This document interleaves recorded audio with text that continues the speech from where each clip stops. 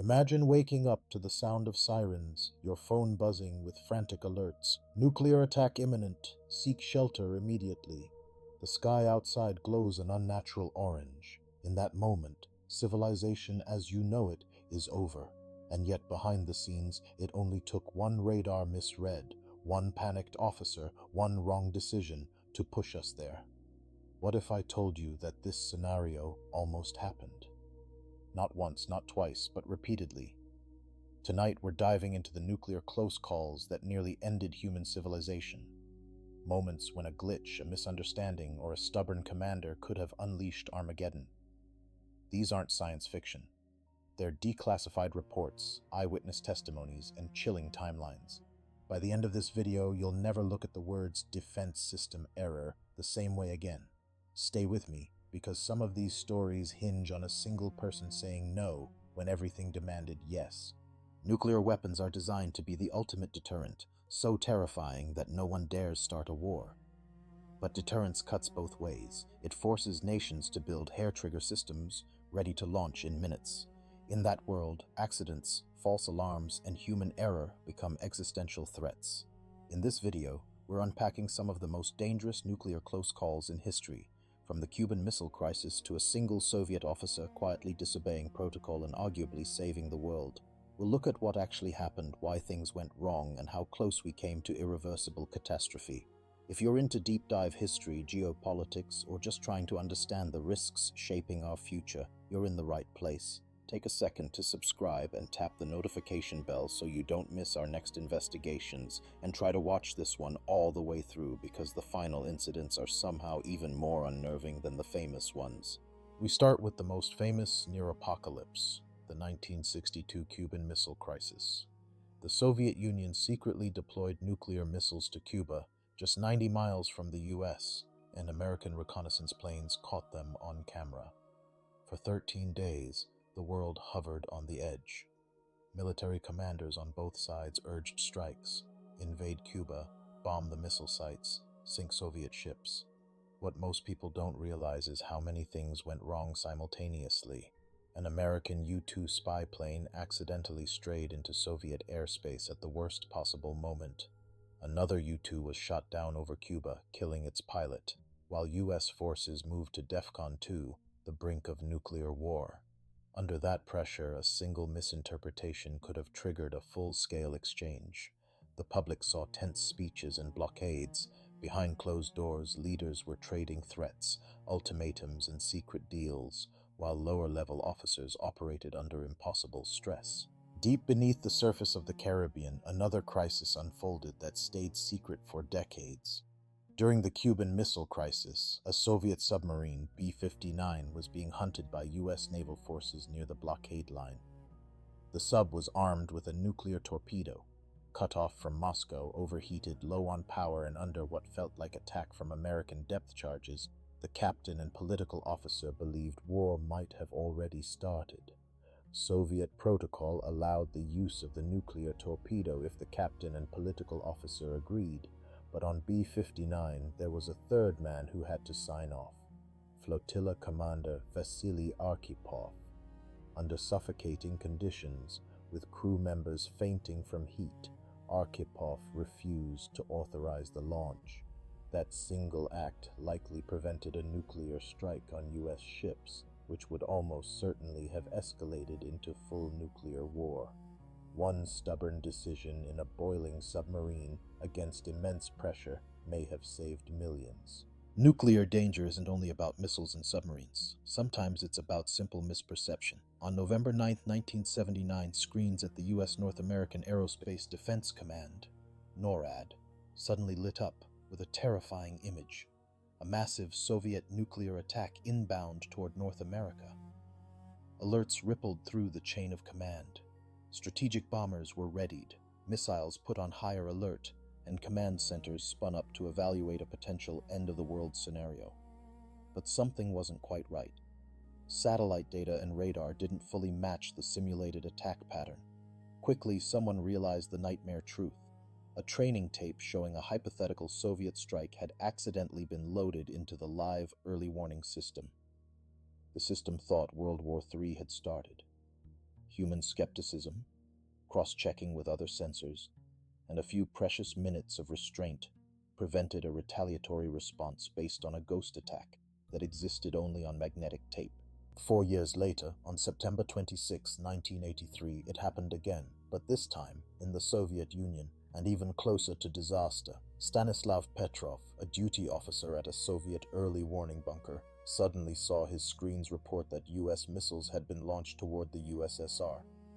First one, then a handful appeared on the system. Protocol dictated that he should immediately report a possible nuclear first strike up the chain, potentially triggering a retaliatory response. But Petrov hesitated. Why would the United States launch only a few missiles instead of hundreds? It didn't fit the logic of total war. Trusting his intuition over the computer, he classified the alarm as a false signal and chose not to escalate.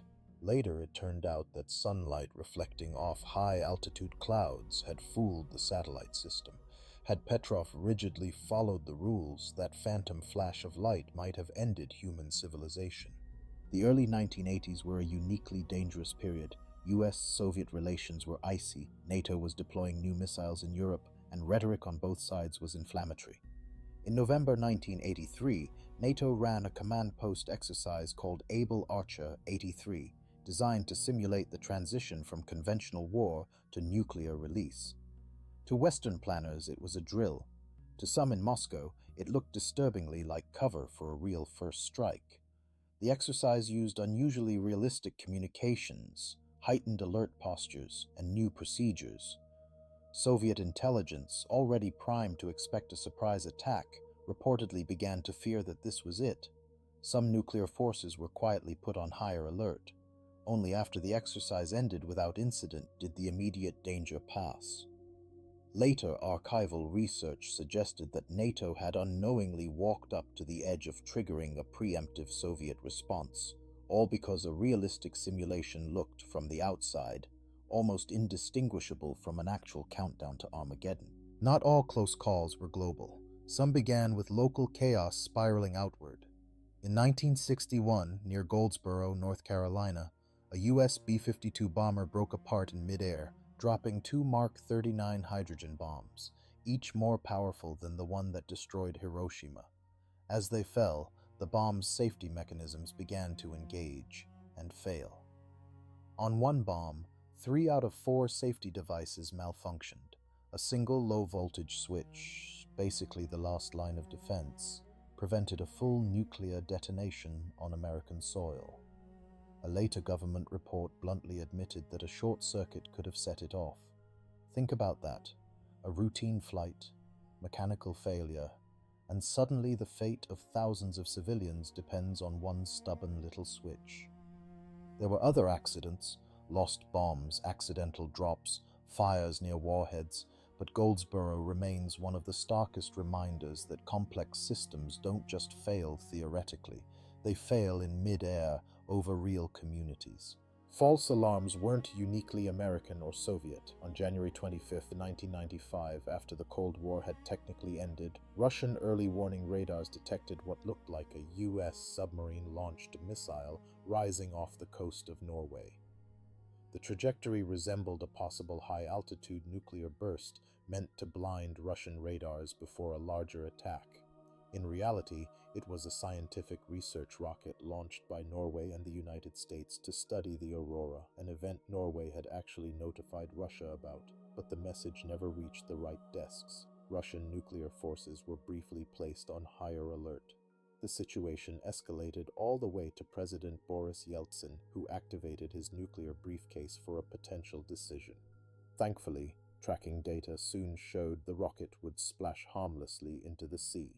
A paperwork failure, combined with hair-trigger protocols, had brought nuclear command systems within minutes of a devastating miscalculation, years after superpower rivalry was over. Sometimes, the world stumbled toward annihilation because of almost absurd triggers.